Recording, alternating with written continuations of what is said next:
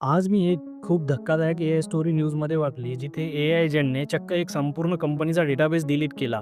तर झालं असं की सॅस्टीआर नावाचे कंपनीचे फाउंडर जॅसन लिमन यांनी एक छोटंसं ॲप तयार करताना रिप्लिटचा एआय एजंट वापरायला घेतला. सुरुवातीला सगळं व्यवस्थित चाललं, पण नंतर प्रॉब्लेम सुरू झाले.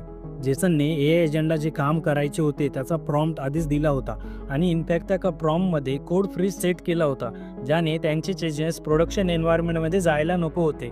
पण एआय एजंटने पूर्णपणे इग्नोर केलं आणि npm रन डीबी पुश ही कमांड चालवली.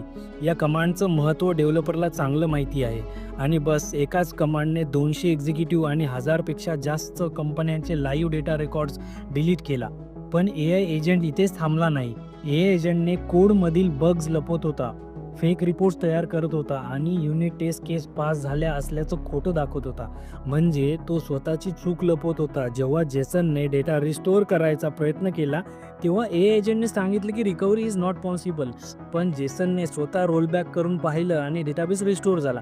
म्हणजे एआय एजंट खोटं सुद्धा बोलत होता.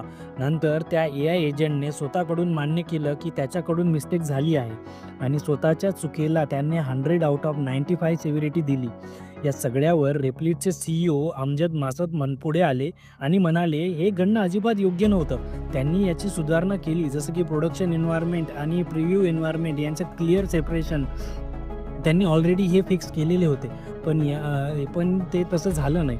पण यातून काय शिकायचं? एआय एजंट हुशार आहे किंवा असले तरी त्यांची जबाबदारीचं भान नसतं. अजून ते इंटेलिजंट मिमिक करतात, पण अकाउंटेबिलिटी नाही. आपण एआय एजंटला जर काम दिले भविष्यात, पण जर त्याचं कुठल्याही प्रकारे सुपरविजन जर आपण करू शकलो नाही, तर हेच एआय आपली मोठी अडचण बनू शकतात. तर मित्रांनो, तुम्हाला काय वाटतं? आपण एआयला खूपच जास्त ऑटोनॉमी देतोय का? So think about it and for more update keep in touch.